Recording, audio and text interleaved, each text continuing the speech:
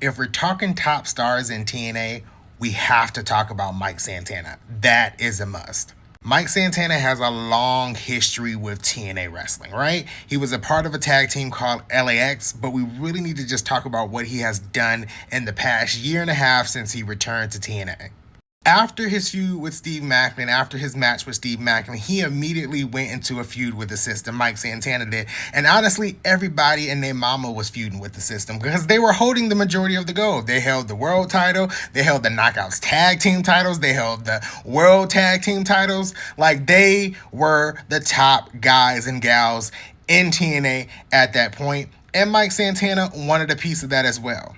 At one point, Mike Santana was scheduled to be in the 6-person elimination match at Slammiversary, but he was taken out by Moose. Moose and the system, I should say. And at that point, Moose was trying to secure his TNA World Championship retention at Slammiversary.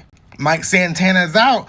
So what happens next? Mike Santana comes back and he starts attacking every member of the system. They ruined his world title shot at Slammiversary. He eventually defeats Moose. He eventually defeats other members of the system, but he really wants the world title.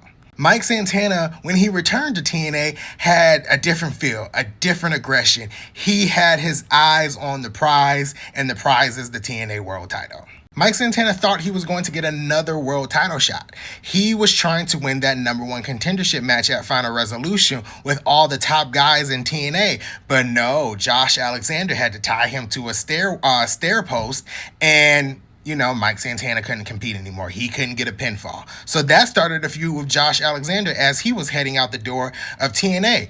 Mike Santana won that feud. He won the I Quit match at Genesis, which Josh Alexander quit TNA after the match, but he had to come back for a couple of more episodes because Santino Marella said he had to. So the next step for Mike Santana was Mustafa Ali. After the passing of the torch kind of with Josh Alexander, he had to conquer Mustafa Ali because Mustafa Ali was picking at him with his addiction, his prior history with addiction. Mike Santana conquered Mustafa Ali at Rebellion. So what is next? What is next for Mike Santana? Well, we thought he was going to be the savior for TNA and win the TNA World title back from WWE and NXT and Trick Williams, but First Class had other plans, and that was to take out Mike Santana in that match. So right now, he's in a feud with First Class. If you're not paying attention to Mike Santana, you should be. He's one of the top guys in TNA Wrestling.